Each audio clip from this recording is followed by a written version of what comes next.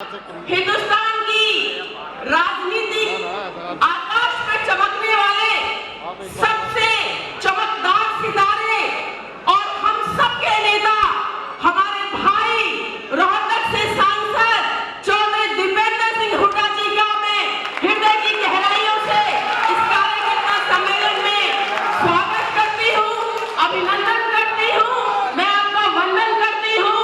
हमारे भाई नीरज शर्मा जी विधायक, हमारे भाई विजय प्रताप जी, हमारे भाई माननीय रघुवीर देवतिया जी, श्री लखन सिंगला जी, श्री जेपी नागर साहब, हमारे बहुत ही कूल, शांत, प्रसन्नचित्त और सबको साथ लेकर चलने वाले फरीदाबाद लोकसभा के कोऑर्डिनेटर विधायक चौधरी आफ्ताब अहमद जी और सम्मानित मंच का मैं अपने सामने बैठे कांग्रेस की रीढ़ की हड्डी कार्यकर्ताओं का और अपने प्रेस के बंधुओं का हृदय की गहराइयों से कांग्रेस पार्टी की तरफ से बारंबार अभिनंदन करती हूँ।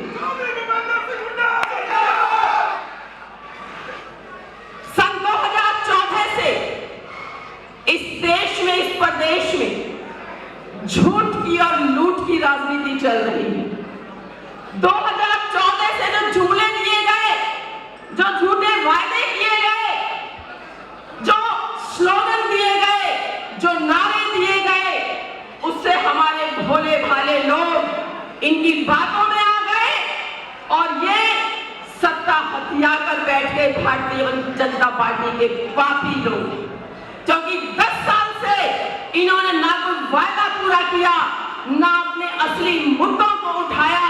ये सिर्फ और सिर्फ लोगों की भावनाओं को भड़काने का काम करते रहे।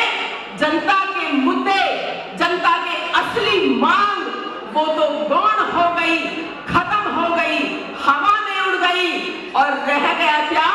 सिर्फ झूठ और फरेब और भावनाओं को भड़काने की राजनीति।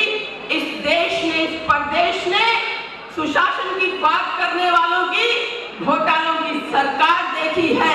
महंगाई, बेरोजगारी, भ्रष्टाचार, बिगड़ी हुई कानून व्यवस्था ने लोगों की कमर तोड़कर रख दी है। भाइयों बहनों, 10 साल में हमारे हरियाणा प्रदेश ने 5-5, 6-6 बार हिंसा का सामना किया है। जब से हरियाणा बना सन 2014 तक इस प्रदेश का रिकॉर्ड रहा, यहाँ हिंसा नहीं हुई, दंगे नहीं हुए, लेकिन इस आताताई सरकार ने कई बार दंगे करवाए।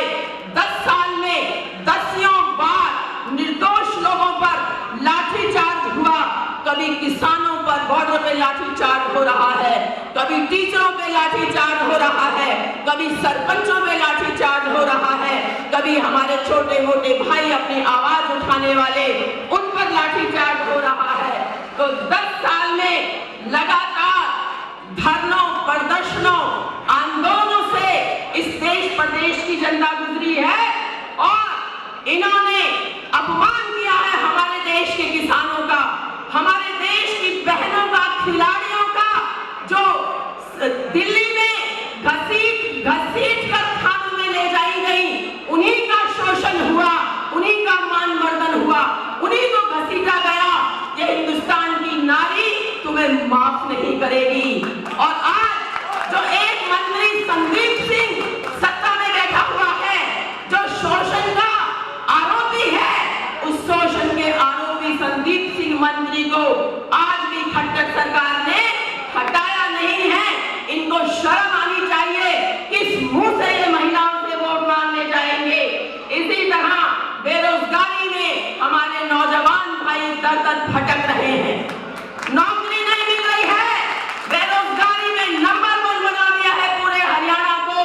पूरे हरियाणा में हमारे लोग फौज में जाते थे, आज फौज का भी इन्होंने एक मजाक बनाकर रख दिया है। 4 साल की नौकरी कर दी, फौज को कमजोर करने का काम किया है। हमारे फौजी भाइयों के परिवार इनको कभी माफ नहीं करेंगे। आज खट्टर साहब बात करते हैं सुशासन की और ईमानदारी की। जब भी ये बात करते हैं मुझे तो इनके घपले घोटाले याद आ जाते हैं। चाहे वो माइन घोटाला हो, चाहे वो शराब घोटाला हो, चाहे वो पेपर लीक घोटाला हो, चाहे वो खाद का घोटाला हो, चाहे वो दवाई का घोटाला हो, चाहे वो नगर निगम का 200 करोड़ का घोटाला हो। जब ये बात करते हैं तो मुझे ऐसा लगता है कि हमारा खट्टर मुख्यमंत्री ये कह रहा है कि लाख यत्न कर ले दुनिया, ये तो मजे ही लूटेंगे। लाख यत्न कर ले दुनिया, ये तो मजे ही लूटेंगे। रिश्वत लेकर पकड़े गए थे, रिश्वत देकर छूटेंगे। आज नगर निगम के सारे रिश्वतखोर भ्रष्ट लोग जमानत करके बाहर घूम रहे हैं और हमारे भाई नीरज शर्मा जो कपड़े उतारकर इतने दिन तक घूमते रहे कपड़ा लपेटकर, आज वो भी संतुष्ट नहीं है। पूरे हरियाणा की जनता इन भ्रष्टाचारियों को देख रही है। ये स्मार्ट सिटी की बात करते हैं, स्मार्ट सिटी तो आदरणीय हुड्डा साहब ने बनाया।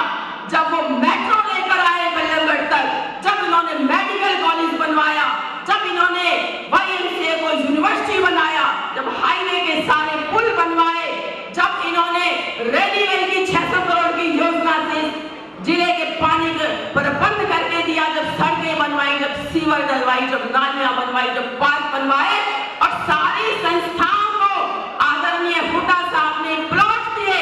हर विधानसभा में आपने कई प्लॉट दिए हैं, खट्टर सरकार ने 1 इंच कोई जगह दी हो तो मुझे बताएं।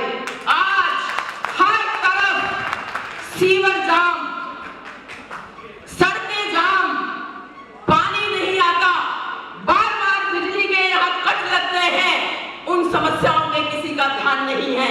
हम आज बड़कल विधानसभा क्षेत्र में बैठे हैं, हुड्डा साहब को ध्यान होगा, सर आपने और हमने बैठकर अंतरराष्ट्रीय मैच नाहर सिंह स्टेडियम में देखा था, जब लालू प्रसाद यादव जी भी आए थे, और उसके बाद आज तक कोई अंतरराष्ट्रीय मैच तो दूर, उस स्टेडियम की हालत इतनी बदहाल हो गई है कि वहां जाते हुए भी शर्म आती है। कूड़े कचरे का ढेर बनाकर रख दिया है इस अंतरराष्ट्रीय स्टेडियम को।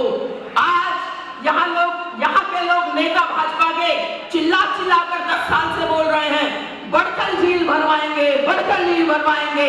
आज चुनाव आ गया, भैया झील नहीं भरी।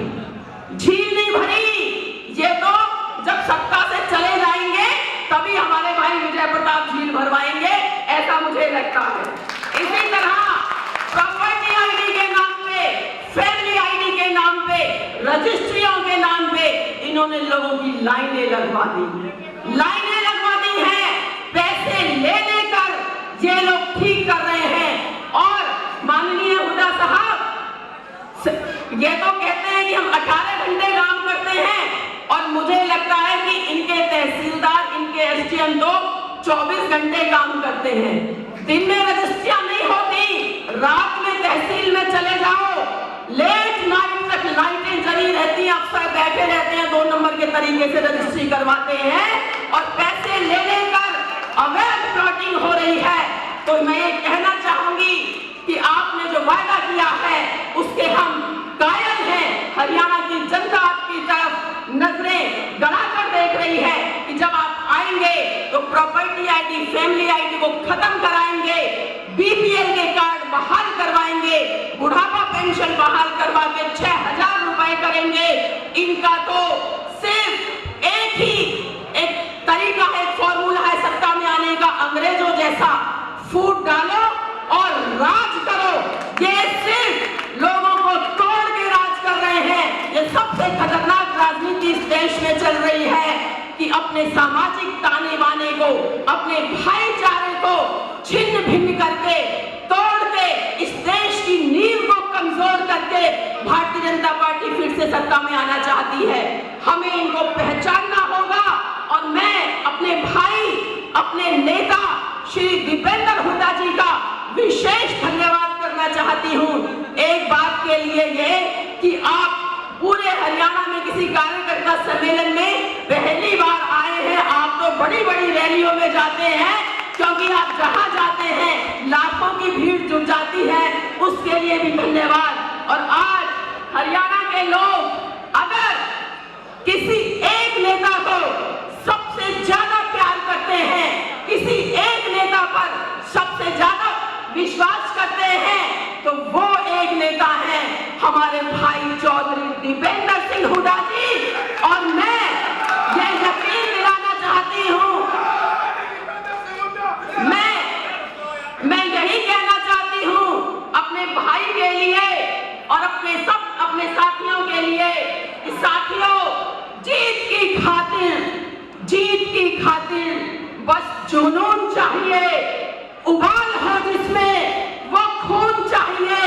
अरे साथियों, आसमान भी जमीन पर आ जाएगा, बस आपके इरादों में कामयाबी की धुन चाहिए। साथियों, अपने से मत हारो। लोग कहते हैं कि कांग्रेस ही कांग्रेस का नुकसान करती है।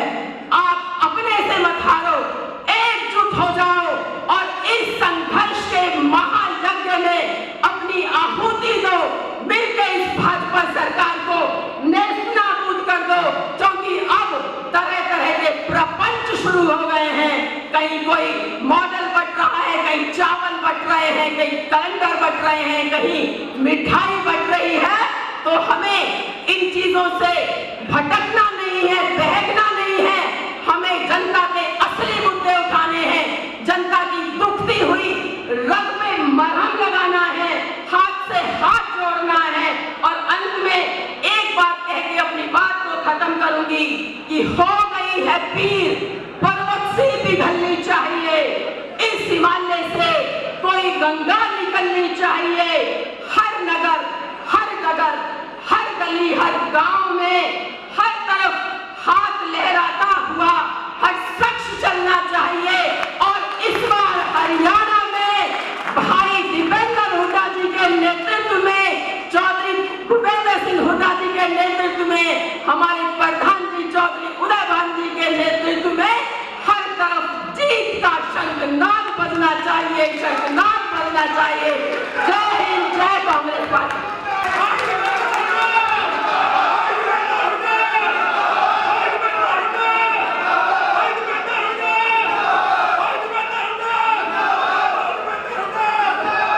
हमारे बीच में हमारे बहुत ही आदरणीय हमारे नेता चौधरी भूपेंद्र सिंह हुड्डा जी, हमारे बहुत ही आदरणीय हरियाणा प्रदेश कांग्रेस कमेटी के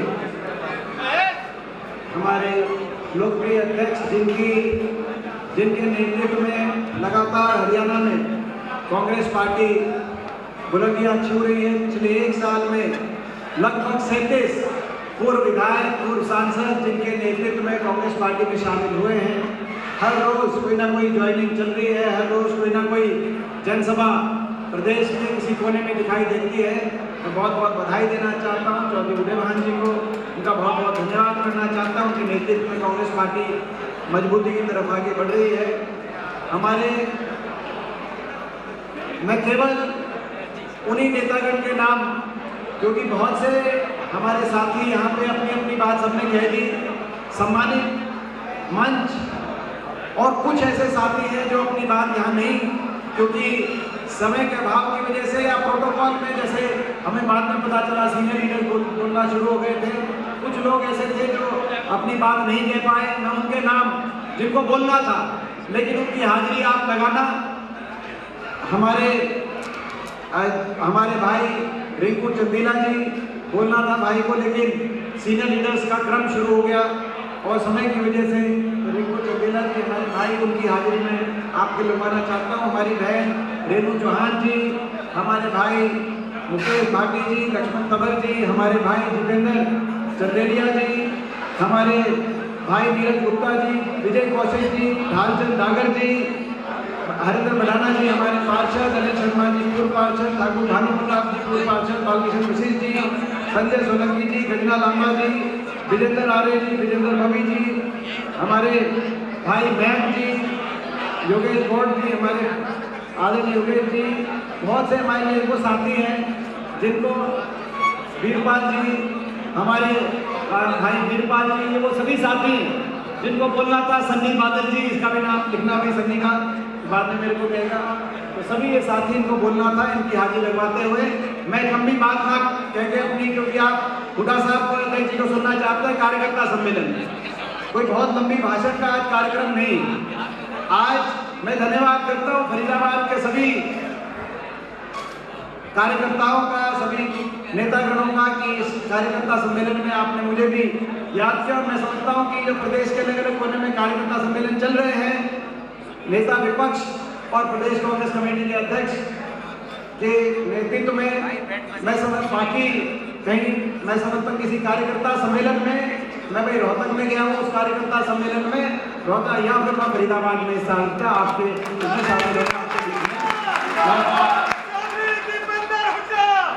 मैं बधाई भी देना चाहता हूं आपको, मगर उससे पहले हम नमन करना चाहते हैं राजा नाहर सिंह जी का आज, गुलाब सिंह सैनी जी का आज बलिदान दिवस, उनको हम नमन करते हैं। आज चौधरी छोटूराम सिंह छोटूराम की भी आज पुण्यतिथि है, उनको भी हम नमन करते हैं, महापुरुषों को नमन करते हैं इस अवसर पे। और आप सबको मैं एक दो बधाई देके अपनी बात रखूंगा। पहली बधाई तो नए साल की, ये 24 का नया साल शुरू हो गया, उसके बाद पहली हमारी मीटिंग है, हम सब मिल रहे हैं। ये नया साल आपके लिए ढेरों खुशियां लेके आए, आपके घरों में खुशियां भरते भगवान। और हरियाणा में ये नया साल हरियाणा को आगे लेके जाने वाली कांग्रेस पार्टी की सरकार लेके आए, ये मैं आपको बहुत बहुत बधाई देता हूं। दूसरी बधाई आपको याद होगा, पिछली सर्दी में, पिछली दिसंबर और जनवरी में फरीदाबाद ने एक इतिहास रचने का काम किया था। आप सबने इतिहास रचने का काम किया था। भारत जोड़ो यात्रा जब फरीदाबाद पहुंची थी, वर्कर मीटिंग में हम इकट्ठे हुए थे आप और हम, और उसके बाद यात्रा में आप सब साथ चले थे। कौन कौन साथ चला था, एक बार हाथ खड़ा करके बताना कौन कौन साथ चला। वो यात्रा ऐसी यात्रा थी कि जब वो टीवी पे टेलीकास्ट हुई तो चंडीगढ़ के अंदर बड़े बड़े सत्ताधीशों को यहाँ से टेलीकास्ट हुई, सर्दी का मौसम था, बड़े बड़े सत्ताधीशों को, अहंकारी जो सत्ता में बैठे हैं, उनको ज्यादा आपकी यहाँ के दृश्य देख के ज्यादा लगा उनको कभी उठी। आपको मैं बधाई देता हूँ। आज उसका 1 साल हो गया, क्योंकि दिसंबर और जनवरी में वो यात्रा थी हरियाणा में, उस का भी वर्षगांठ हो गया भारत जोड़ो यात्रा का। मैं आप सबको उसके लिए भी बहुत बहुत बधाई देना चाहता हूँ। ये सरकार, जैसे कि अभी बहुत सी बातें कही गई, मैं कहना चाहता हूँ ये सरकार जो 2019 में बनी हुई सरकार, खट्टर दुष्यंत सरकार, ये लोगों के विश्वास से बनी हुई सरकार नहीं, ये तो लोगों के से विश्वासघात कर बनी हुई सरकार है। अभी बहुत सी बातें की कि इस सरकार ने कितना नुकसान कर दिया फरीदाबाद का और हरियाणा का। नुकसान तो करेगी अगर कोई सरकार जनता के विश्वास से नहीं, जनता से विश्वासघात से सरकार बनी है। आप सोचते हो कि मैं क्यों कह रहा हूं? मैं इसीलिए कह रहा हूं कि आपको याद होगा इनका 75 पार का नारा था। फरीदाबाद में तो उसका कुछ असर दिखाई दिया, लेकिन पूरे प्रदेश ने उस नारे को उस समय नाकारने का काम किया। इस सरकार के, जो पिछली सरकार थी, उसके सारे मंत्रियों को, सरकार में 2 चीजें होती हैं, पार्टी और सरकार, 2 चीजें होती हैं। बीजेपी के 14 में से 12 मंत्री वापस विधानसभा नहीं पहुंच पाए थे 2019 में। महेंद्रगढ़ से चाहे उस समय के शिक्षा मंत्री हो, चाहे रोहतक से सरकारी मंत्री हो, चाहे इसराना से ट्रांसपोर्ट मंत्री रहे हो, चाहे सोनीपत से जो हमारी बहन शहरी विकास मंत्री थी, चाहे वो रही हो, चाहे वित्त मंत्री नारनौल से कप्तान साहब रहे हो, 14 में से 12 मंत्री वापस नहीं पहुंच पाए। लोग इतने दुखी थे, इतना हरियाणा का नुकसान पहले 5 साल में ही कर दिया था। और स्वयं मुख्यमंत्री जी भी अल्पमत से जीत के करनाल में गए। पूरे प्रदेश में 2019 में अगर सबसे कम मतदान कहीं हुआ, मात्र 49% वोट पड़ी, 51% लोग वोट ही नहीं डालने गए। सबसे कम मतदान हुआ और सबसे ज्यादा नोटा अगर पे वोट पड़ी तो करनाल में पड़ी। और मैं बधाई देता हूं पूरे प्रदेश में 90 की 90 सीटों में अगर सबसे बड़े बहुमत से कोई विधानसभा में गए तो नेता विपक्ष हुड्डा साहब सबसे बड़े बहुमत से चुनाव जीत गए। तो भाई एक तो उनके पास सरकार और दूसरी पार्टी इनके प्रदेश अध्यक्ष सुभाष बराला जी प्रदेश अध्यक्ष थे। लोग इतना बदलना चाहते थे सरकार कि उनकी भी वहां से फतेहाबाद टोहाना से आपको ने देखा, उनकी भी वहां पे जमानत नहीं बच पाई। लोग बदलना चाहते थे, लोगों ने विश्वास से नहीं, लेकिन जेजेपी ने विश्वासघात कर दिया, इनके खिलाफ वोट ली, जाके सरकार बना दी और लोगों से विश्वासघात से सरकार बनी, भ्रष्टाचार के समझौते के आधार पर सरकार बनी। केवल इस आधार पे समर्थन दिया गया कि कितने महकमे किसके पास आएंगे और कैसे जनता को लूटने का काम किया जाएगा। लोगों को कह दिया कि 5100 बुढ़ापा पेंशन पे समझौता हो रहा है, मगर 5 साल के बाद आपके सामने है, ना तो बुढ़ापा पेंशन 5100 आई और ना ही कोई और हरियाणा में विकास कार्य हुए। स्थिति ये हरियाणा की जनता से विश्वासघात से बनी हुई सरकार ने जनता के प्रति अविश्वास इन 5 साल में अविश्वास जनता के प्रति अपना व्यक्त ऐसा किया कि 10 साल में इनके कार्यकाल में हरियाणा में एक भी बड़ी कोई विकास की परियोजना नहीं आई। हरियाणा विकास में पिछड़ गया और आज देश में बेरोजगारी में नंबर 1, महंगाई में नंबर 1, भ्रष्टाचार में नंबर 1।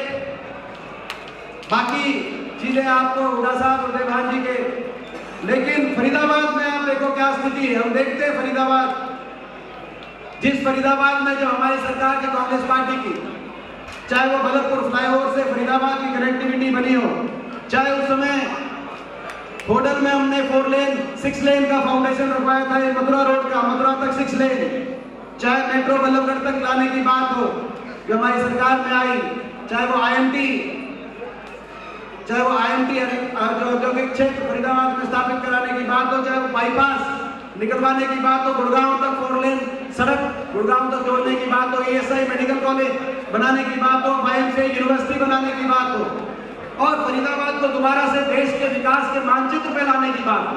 मैं पूछना चाहता हूं इनसे कि इन 10 साल में क्या किया फरीदाबाद में। ये ESI मेडिकल कॉलेज आधा किलोमीटर दूर 700 करोड़ की लागत से हमने हमारी सरकार के समय बनवाने का काम हुआ था। आपने तो 10 साल में इसकी सड़क भी 700 करोड़ से हमने तो अस्पताल बनवा दिया था। मैं पूछना चाहता हूँ उसकी सड़क का क्या हाल है कि इन्होंने तो सड़क भी आज तक ठीक से रिपेयर नहीं कराई। गलत तो नहीं मैं कह रहा। ये नारसिंह कॉलेज, नारसिंह स्टेडियम जहाँ पे अंतर्राष्ट्रीय क्रिकेट के मैच होते थे, अब तो बाकी प्रदेशों में छोटे छोटे शहरों में बड़े बड़े स्टेडियम बन गए, मैच होते थे। आज उस स्टेडियम को किस तरीके से आज उस अनदेखी का शिकार होना पड़ा, कचरे के ढेर वहां पे दिखाई देते। जल, थल और वायु आपने ऐसा बना दिया फरीदाबाद, पीने के पानी की दिक्कत, सीवरेज की दिक्कत, जल से लोगों पे प्रहार, थल सड़कें सारी फरीदाबाद की ऐसी दुर्दशा 10 साल की आपकी सरकार के बाद। जल भी, थल भी और वायु में, प्रदूषण में देश में सबसे ज्यादा प्रदूषण कहीं है तो आज वो फरीदाबाद को नंबर 1 पे आपने लिया है। खट्टर साहब, जल, थल और वायु, 3 तिकोना आक्रमण जनता के ऊपर और ऊपर से भ्रष्टाचार ऐसा, निगम में 200 करोड़ कहां गए पता ही नहीं चला, फाइलों पे काम हो गए, सड़कें बन गई। भ्रष्टाचार ऐसा, ये अरावली बड़े बड़े पूंजीपतियों को अरावली की जमीन बेची जा रही है और फरीदाबाद में गरीब के घर बन उजाड़े जा रहे हैं। ये स्थिति फरीदाबाद में है कि नहीं, मैं पूछना चाहता हूं आपसे। ये लड़ाई फरीदाबाद को दोबारा से विकास के रास्ते पे लेके जाने की लड़ाई है, हरियाणा को विकास की बुलंदी पे पहुंचाने की लड़ाई है और हम संकल्प लेते हैं 6 महीने में हरियाणा में परिवर्तन होगा। हरियाणा के कोने कोने में आप भी देख रहे हो, हर कोने से एक ये आवाज उठ रही है कि बीजेपी जेजेपी की ये खट्टर दुष्यंत सरकार जारी है और हुड्डा साहब और देवान जी के नेतृत्व में कांग्रेस पार्टी की सरकार आ रही है। ये सरकार चारों तरफ हरियाणा परिवर्तन सरकार आपकी बनने जा रही है इस साल। लेकिन मैं पूछना चाहता हूं, फरीदाबाद वासियों से पूछना चाहता हूं, क्योंकि मैं फरीदाबाद को अपना भी घर मानता हूं, अपना आप सब कार्यकर्ताओं को अपना परिवार मानता हूं। जितना मैं समझता हूं समय मैं रोहतक में देता हूं, उतना फरीदाबाद भी देता हूं। मैं आप सबसे पूछना चाहता हूं, 9 सीटों में से पिछली बार यहाँ थोड़ी सी कमी कसर रह गई थी, 9 में से यहाँ पे इस बार 9 में से कितनी दोगे, मैं आपसे पूछना चाहता हूँ। बताओ भाई कितने दोगे। देखो ये से पत्रकार वाले साथियों, 9 में एक बार आप पीछे एक बार जो है घुमा के देखो, 9 में से कितने दोगे भाई? देखो ऐसा है कि ये जादू है फरीदाबाद का। ये कह रहे हैं 9 में 9 की 9 मगर उंगलियां कर रहे हैं 10। ये फरीदाबाद का जादू है, यहाँ की 9 सीट 10 का काम करेगी। तो ये ऐसा जादू फरीदाबाद का है। मैं आप सबको एक बार फिर मैं साथ की जो रूपरेखा अभी आने वाले समय में जो हमारे कार्यक्रम को डोर टू डोर कार्यक्रम की रूपरेखा अध्यक्ष जी दुर्गा साहब के माध्यम से मिलेगी, उस रूपरेखा को हम सब आगे क्रियान्वयन करने का काम करेंगे। आप सबका बहुत बहुत धन्यवाद।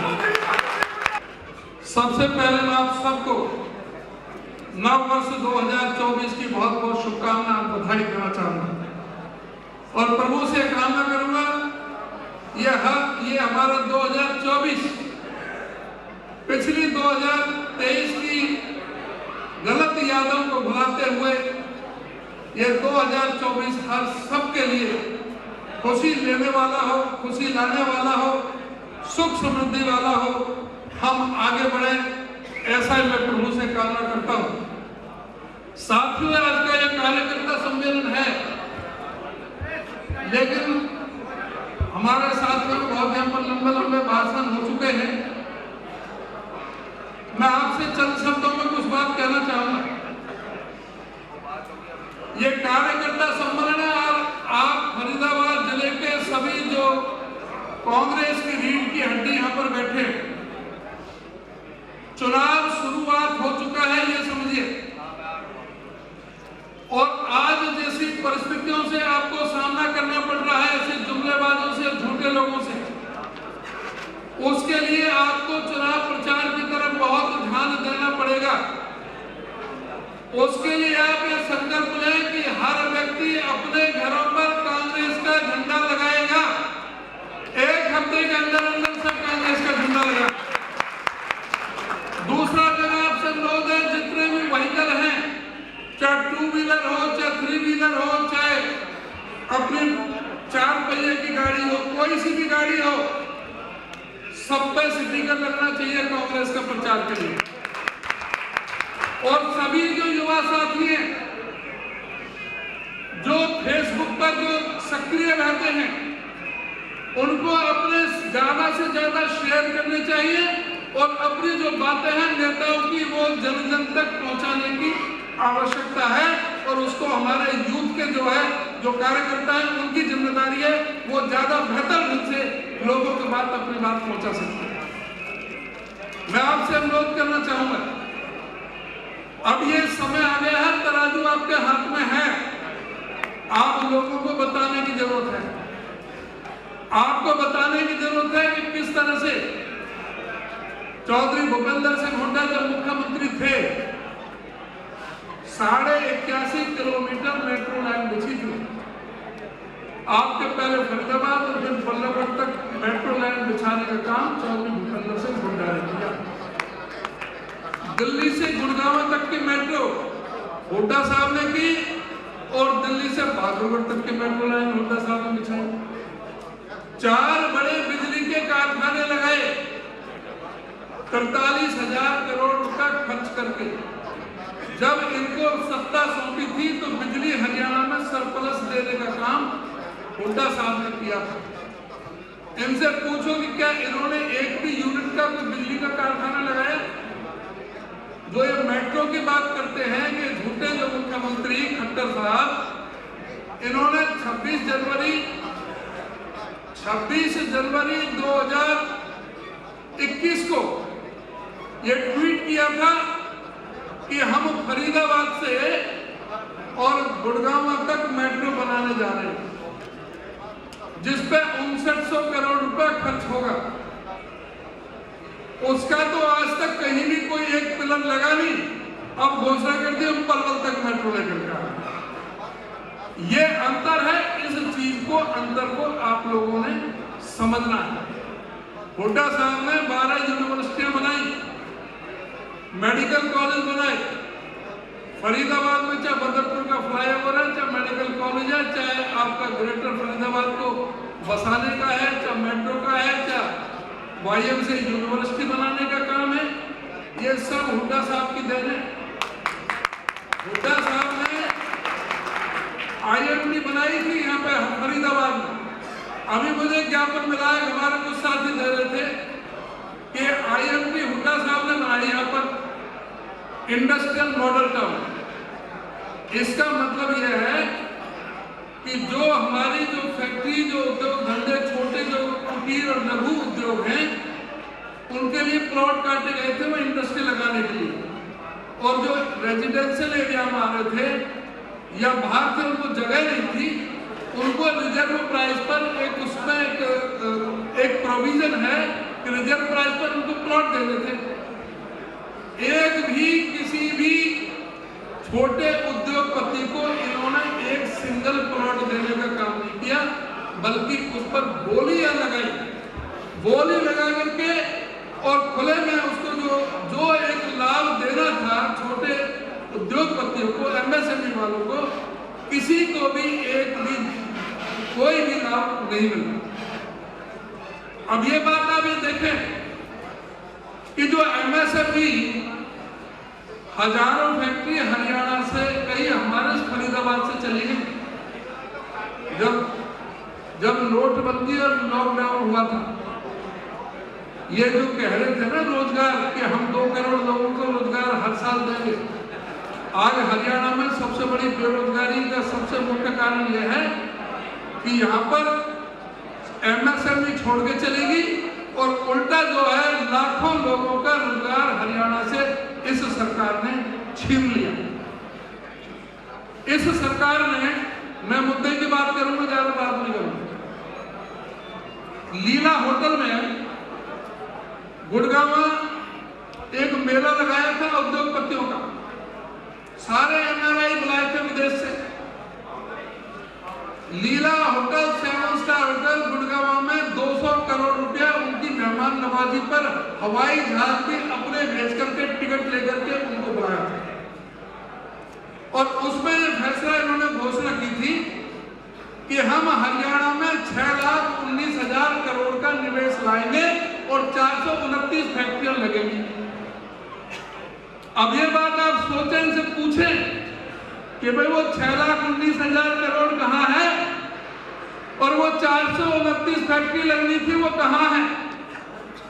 फरीदाबाद में एक भी नई फैक्ट्री नहीं लगी।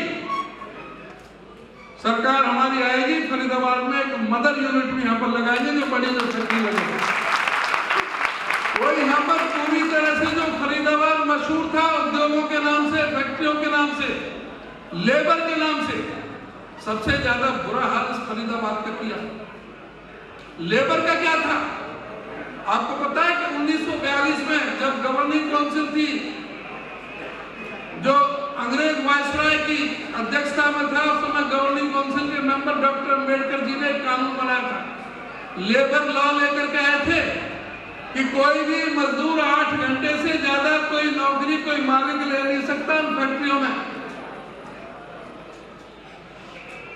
उस नियम को भी बदल दिया, नए जो लेबर लॉ लेकर के आए, उतने ही पैसे में अब 12 घंटे काम करना पड़ता है। 12 घंटे का काम कर दिया मजदूरों के लिए और 8,000 रुपया। लेबर लॉ बदल दिए मजदूरों के लिए। और किसानों की हालत क्या हो गई आपको बता दी कि भाई किसानों का किस तरह से 13 महीने तक क्या हुआ। कह रहे थे कि किसानों की आमदनी दुगनी कर देंगे, किसानों की आमदनी दुगनी कर देंगे। कैसी दुगनी की है? हर चीज महंगी कर दी। आज कुछ किसान भी यहाँ पर काफी लोग बैठे हैं। आपको बता दूं, अभी इसी महीने 5 जनवरी को फर्टिलाइजर एंड केमिकल डिपार्टमेंट के जो सेक्रेटरी हैं, उन्होंने एक आदेश जारी किया है कि जो यूरिया का कट्टा है ना, पहले तो 50 किलो से 45 किलो का करा है और अब जो है 45 किलो से घटाकर 40 किलो का कर दिया। ये किसानों की आमदनी की बात कर रहे हैं। फर्टिलाइजर के रेट बढ़ गए, कीटनाशक दवाइयों के रेट बढ़ गए, डीजल पेट्रोल के रेट बढ़ गए, लेबर बढ़ गई और किसानों के दाम बढ़ गए। मजदूर की हालत पूरी तरह से तबाह करके रख दी। आप बताओ, फरीदाबाद में प्रैक्टिकल बात करो, कम से कम 5,000 झुग्गी, 5000 झुग्गियों पर बुलडोजर चलाने का काम खट्टर सरकार ने किया या नहीं किया? उन झुग्गियों में गरीब आदमी रहता था और उन झुग्गी वालों ने झोली भर भर के वोट बीजेपी को वोट दी थी। आज समझने की जरूरत है, यह सरकार सिर्फ पूंजीपतियों की है, ये किसान के, मजदूर की, गरीब की नहीं है। इस सरकार को बदलने की जरूरत है। जब हुड्डा साहब मुख्यमंत्री थे, गरीब आदमी को राशन मिलता था, खाली गेहूं और चावल नहीं मिलते थे, दाल भी मिलती थी, मिट्टी का तेल भी मिलता था, सरसों का तेल भी मिलता था और चीनी भी मिलती थी। सब चीज बंद कर दी और फिर भी ये कहती थी ये सरकार गरीबों के, मजदूर के सबसे ज्यादा खिलाफ है। उनका निचोड़ करके इनको सिर्फ एक घुट्टी पिला दो मजहब की, लोगों को नफरत में बांट दो और इनको किसी भी तरह का कोई मतलब नहीं है। आज जरूरत है भाई, क्या कारण है? हरियाणा में जिस समय सत्ता सौंपी थी इनको 70,000 करोड़ का कर्जा था, आज 4 लाख करोड़ का कर्जा कैसे पार हो गया?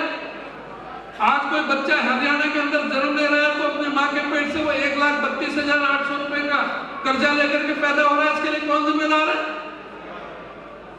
इस मोदी ने कही थी कि कोई भी व्यक्ति ऐसा नहीं रहेगा जिसके घर में छत ना हो, पक्का मकान ना हो, और वो तो पक्का मकान की और छोड़ो, भगवान श्री राम जी ने कहता है कि इनके लिए मैंने पक्का मकान दे दिया।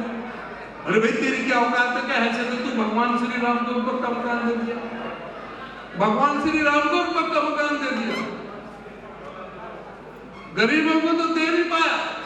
हरियाणा में 1,38,200 मकान मंजूर हुए थे गरीबों के लिए और 495 करोड़ की ग्रांट की किस्त भी आ गई थी, रिलीज हो गई थी सेंट्रल से, जो खट्टर माशा जी ने, खट्टर महाराज ने उल्टी भेज दी कि इसकी जरूरत नहीं है।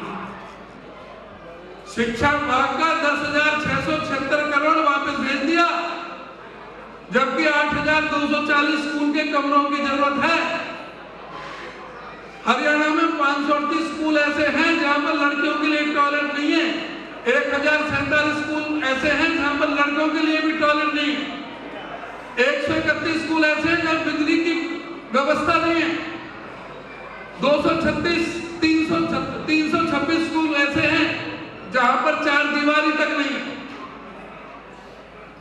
और स्कूल की भी जो जीडीपी का कम से कम 6% चाहिए, जो ये 2% भी नहीं कर रहे, और 10,676 करोड़ सरेंडर कर दिया, वापस कर दिया। यह सरकार आम आदमी के खिलाफ है। सरकारी स्कूलों में कितने पढ़ते हैं बच्चे? इस प्रदेश के, देश के गरीब, दलित, पीड़ित, शोषित, उपेक्षित, सर्वाना वर्ग के, वंचित समाज के, गरीब समाज के, पिछड़े समाज के वो बच्चे पढ़ते हैं जो माँ बाप अपने बच्चों का सामर्थ्य नहीं रखते प्राइवेट स्कूल में पढ़ाने के लिए। तो आज इस नए साल में, 2024 में, इलेक्शन साल में, यह संकल्प लेना पड़ेगा कि जब तक इस सरकार को खाट ना फेंके, जब तक आप चुप नहीं बैठोगे, इस सरकार का बदलने का संकल्प लेते हो तो दोनों हाथ उठा करके अपना समर्थन करो। आप सबका बहुत बहुत धन्यवाद। बातें बहुत करनी थी, समय बहुत देर से आप बैठे हो, बहुत बातें रह गई हैं, लेकिन मैं, क्योंकि आप हुड्डा साहब को भी अब सुनना चाह रहे हैं, हमारी सरकार आने पर हम क्या करेंगे, ये सारी बातें हुड्डा साहब आपके समक्ष रखेंगे। आप सभी का बहुत बहुत धन्यवाद। आदरणीय सम्मानित मंच, आदरणीय उपस्थित यहाँ सभी कांग्रेस बंधुओं, पत्रकार और छायाकार बंधु, सबसे पहले मैं अमर शहीद राजा नाहर सिंह जी को, उनके सहयोगी रहे गुलाब सैनी जी और उनके अन्य साथियों ने जो शहादत दी, उनके साथ उनको कृतज्ञपूर्ण नमन करता हूँ, श्रद्धांजलि अर्पित करता हूँ। देखिए, मैं सीधे मुद्दे की बात करूँ, आज कोई जनसभा रैली नहीं है, ये पूरे जिले की कांग्रेस कार्यकर्ताओं की मीटिंग है। तो सीधे मुद्दे पे आते हैं कि सन 2014 से केंद्र और हरियाणा में बीजेपी सरकार है। बावजूद इसके महंगाई बढ़ी है, बेरोजगारी बढ़ी है बेतहाशा, जीएसटी का कलेक्शन बढ़ा है, टोल टैक्स अगर आप देखें तो 60,000 करोड़ हर साल बटोर लिया जाता है, भ्रष्टाचार बढ़ा है। इसके बावजूद भी ना तो विकास के काम हुए और सबसे अहम बात यह है कि हरियाणा में जो कर्जा सरकार पे 65,000 करोड़ था सन 2014 में, आज 3.5 लाख करोड़ को पार कर रहा है।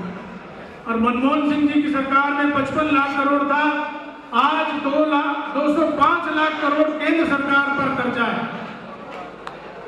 तो जिस सरकार में इतना कर्जा हो, 30 लाख का हमारा सालाना बजट है केंद्र सरकार का, जिसमें से 8 लाख तो ब्याज में चले जाते हैं, 10-12 लाख सैलरी में चले जाएंगे, बचेगा क्या? लेकिन ये सरकार, चाहे वो केंद्र की मोदी सरकार हो चाहे खट्टर सरकार हो, मुख्य मुद्दों से भटकाने का काम करती है और असली चीज पे नहीं आने देती। इसीलिए आज ये कार्यकर्ता सम्मेलन रखा गया है। मैं अपने नेताओं से आग्रह करूंगा कि वो इस पूरे परिवार का मार्गदर्शन करें, किस तरह से हम लोग इस जन विरोधी सरकार का विरोध करते हुए जन कल्याणकारी नीतियां जो कांग्रेस की रही हैं उनके बारे में लोगों को जागरूक करें, हम उनको बताएं। इसीलिए आज हमने ये कार्यक्रम रखा है। और मैं इतना जरूर कहूंगा कि आप ही वो आवाज है जिसकी वजह से कांग्रेस सत्ता में आती है, कांग्रेस की विचारधारा सत्ता में आती है। तो सबसे पहले आपको नमन है, पहले भी और अब भी और आगे भी। मैं यही कहना चाहूंगा हमारे अध्यक्ष जी और हमारे आदरणीय, हम तो सीएम साहब ही कहते हैं, हमेशा ये बैठे हैं कि हम नेताओं से पहले भी सबसे पहले सम्मानित कार्यकर्ताओं को होना चाहिए। ये हमारी सबसे बड़ी बात, क्योंकि इन्हीं की वजह से आज आप देखिए कि 9-10 साल हो गए हैं, बावजूद उसके ये वो लोग हैं जो कांग्रेस की आवाज को आज भी बुलंद किए हुए, और इन्हीं की बदौलत आज ये माहौल है कि आप कहीं भी जाते हैं पूरे शहर में पहले ही चर्चा हो जाती है और पूरा शहर आपकी तैयारी में रहता है। सभी लोग इस बात को जानते भी हैं कि हरियाणा तभी नंबर 1 था पूरे देश में जब आदरणीय चौधरी भूपेंद्र सिंह हुड्डा जी मुख्यमंत्री थे, और आने वाले समय में भी इस कांग्रेस परिवार की वजह से दोबारा ऐसा समय लोग चाहते हैं कि हुड्डा साहब के राज में दोबारा हरियाणा नंबर 1 हो। मैं आप सभी का ज़्यादा समय न लेते हुए, बहुत क्योंकि आप 10 बजे से बैठे हैं, बहुत बहुत हृदय से आभार करता हूँ, कृतज्ञतापूर्वक आपको नमन करता हूँ, धन्यवाद करता हूँ। जय हिंद। पत्रकार हरीश लखानी धर्मशाला में आए सभी कार्यकर्तागण, मैं तो इतना कहना चाहूंगा कि आने वाले 2024 में कांग्रेस की सरकार बन रही है। भूपेंद्र सिंह हुड्डा जी सीएम बनने जा रहे हैं। फरीदाबाद लोकसभा के अंदर आने वाले 2024 के चुनावों में, चाहे विधानसभा हो लोकसभा हो, इतनी मेहनत कर दो कि 2024 में जो हुड्डा साहब की सरकार बने, उस माहियत में इतनी अवधि डाल दो कि फरीदाबाद से 9 के 9 विधानसभा भारी बहुमत से जिता के जाए। धन्यवाद। जय हिंद। मंच में विराजमान अखिल भारतीय युवा दिलों की धड़कन और हरियाणा के युवाओं का भविष्य, माननीय राज्यसभा सांसद चौधरी भूपेंद्र सिंह हुड्डा जी, माननीय प्रदेश अध्यक्ष बहुत ही ऊर्जावान चौधरी उदय भान जी, वह मंच में विराजमान मेरे पिताश्री पंडित योगेश गौर जी, वह सम्मानित मंच। मात्र 1 मिनट में अपनी बात पूरी करूंगा। सामने विराजमान कांग्रेस पार्टी की रीढ़ की हड्डी समस्त कार्यकर्ता जन, आज आप तो सब लोग यहां पर आए हैं, आज हर व्यक्ति के पीछे 1000 व्यक्ति खड़े हैं। आज वो लोग, वो क्रीम, वो सरदारी यहां आपके बीच में मौजूद है। माननीय हुड्डा साहब, सिर्फ आपकी एक ऐलान पर आज पूरा हरियाणा इस बीजेपी के बारे, इस बीजेपी के राज में त्राहिमाम है।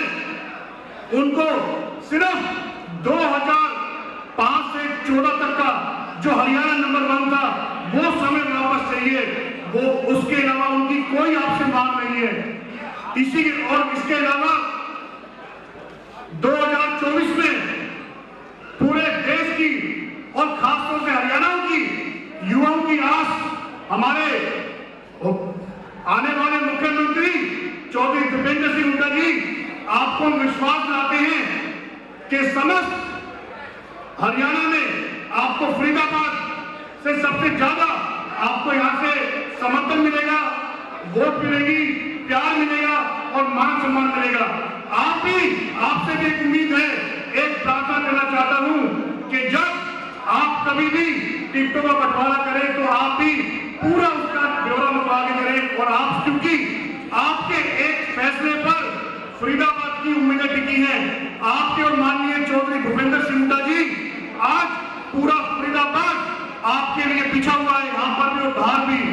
इसी के साथ बोलने को मेरे पास बहुत कुछ है, लेकिन पूरा फरीदाबाद जानता है इस फरीदाबाद को मेट्रो दी तो चौधरी भूपेंद्र सिंह हुड्डा ने दी, बगलपुर फ्लाईओवर दिया तो भूपेंद्र सिंह हुड्डा ने दिया, IMT दिया तो भूपेंद्र सिंह हुड्डा ने दिया, यहाँ पे क्राइम मुक्त और यहाँ पे सब कुछ दिया जो कुछ दे सकते थे तो वो केवल और केवल माननीय हुड्डा परिवार ने दिया।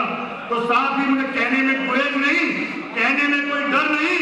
आज अगर बीजेपी को, पूरी बीजेपी को, चाहे केंद्रीय बीजेपी हो चाहे वो हरियाणा की बीजेपी हो, अगर उसको डर है तो केवल चौधरी भूपेंद्र सिंह हुड्डा एंड परिवार का डर है और उनको किसी से कोई डर नहीं है। धन्यवाद। जय हिंद, जय भारत, जय कांग्रेस, जय भूपेंद्र सिंह हुड्डा। साथियों, मैं बहुत संक्षेप में अपनी बात को कहूंगा क्योंकि तकरीबन 10 साढ़े 10 बजे से हम यहाँ बैठे हैं। सबसे पहले तो देखो, अब इसमें तो कोई राय नहीं है कि अगला राज कांग्रेस का आ रहा है। और हुड्डा साहब, इस सरकार ने तो हमें धोखे में रखा। आपने मेट्रो दी हमें बल्लभगढ़ तक की, पहले फरीदाबाद शहर की थी। बहन शारदा जी ने संघर्ष किया, आपने बड़ा दिल दिखाया। महेंद्र प्रताप जी आपके पास गए, रघुवीर तेवतिया जी गए, हमारे बाबूजी गए। आपने एक झटके में, एक कलम से वो रेल हमारी बल्लभगढ़ तक पहुंचा दी। अब इस सरकार ने तो सिर्फ DPR बनाई है और वो भी DMRC वाले चिट्ठी लिख रहे हैं कि हमारी DPR के तो पैसे दे दो। DPR भी फाइनल नहीं कर पाए। प्याली चौक है हमारा, उस पे हमने अपना स्टेशन उस DPR में प्रस्तावित कर दिया है और वो तीनों विधानसभाओं का संगम है। इस हाथ में भड़कन लगती है, सामने बल्लभगढ़ लगती है और हमारी NIT 86 की वो एंट्री है। भाई, चंडीगढ़ शपथ लेते के सन पहली कैबिनेट में हमारा काम ये कर देना कि गुड़गांव से फरीदाबाद की मेट्रो चालू हो जाए, क्योंकि अब हमारा शहर फकीराबाद नहीं रहा, कोई उससे भी नीचे का नाम है, वहां चला गया। चुकारा तो बदनाम हो गया था, पर ये काम भी कर रहे हैं और बदनाम भी नहीं हो रहे। और दूसरा, पीछे हमने स्टेटमेंट सुनी, गडकरी जी ने, हमारे भूपेंद्र भाई इस चीज को उठाएंगे, इन्हीं से हमें भरोसा है।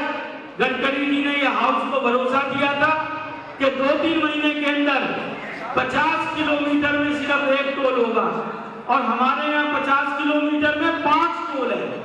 दिल्ली घुसो पहला टोल, अब संघ में गतपुरी में लगा दिया, होटल में लगा दिया, हमारे यहाँ पाखर में लग गया और 1 टोल से दीपेंद्र भाई खुद होके आए। इससे ज्यादा अत्याचार कहीं हो नहीं सकता। और मैं अपनी बात सिर्फ रामायण की 1 चौपाई से कह के इस सरकार की आंख खोलना चाहूंगा। बैर न कर सकूं कल कोई, राम प्रताप विषमता कोई। मतलब श्री राम प्रभु के राज में बैर नहीं था, विषमता खो चुकी थी, परंतु इस राज में सिर्फ और सिर्फ बैर है। भाई को भाई से लड़ाने की बात है, इलाके को इलाके से लड़ाने की बात है, चाहे विकास की बात हो चाहे किसी और चीज की बात हो। ये सिवाय अंग्रेजों की तरह फूट डालो और राज करो की नीति पे काम कर रहे हैं। और अंत में मैं सभी साथियों से एक बात कह के अपनी वाणी को विराम दूंगा। कारण मैं ये आपसे गारंटी ले सकता हूं कि पहली बात हुड्डा साहब और दीपेंद्र भाई जुबान खोलते नहीं। पूरे हरियाणा में ये बदनामी है कि ये कुछ कहते नहीं। ये कहते नहीं है, कर देते हैं। और जो कह दिया वो समझो पत्थर की लकीर है। इनके बारे में मैं सिर्फ 4 ही लाइन कहूंगा। तजे आकाश तारागण, तजे सूरज दिशा अपनी, तजे गंभीरता सागर, तजे ठंडक हवा अपनी। हिमालय का बने रजगण, कहे मोती जो पत्थर को, अनल हो चांद से पैदा, बहे गंगा भी उत्तर को। हिरण खेले मां सागर में, जल की मछलियां थल में, फूलों में ना सुगंधी हो, शीतलता ना रहे जल में। कहा एक बार जो मैंने, वही सत्य वचन होगा। और कसम है प्रभु श्री राम जी की, हुड्डा जी का ना कभी झूठा वचन होगा। जय हिंद, जय भारत, राम राम।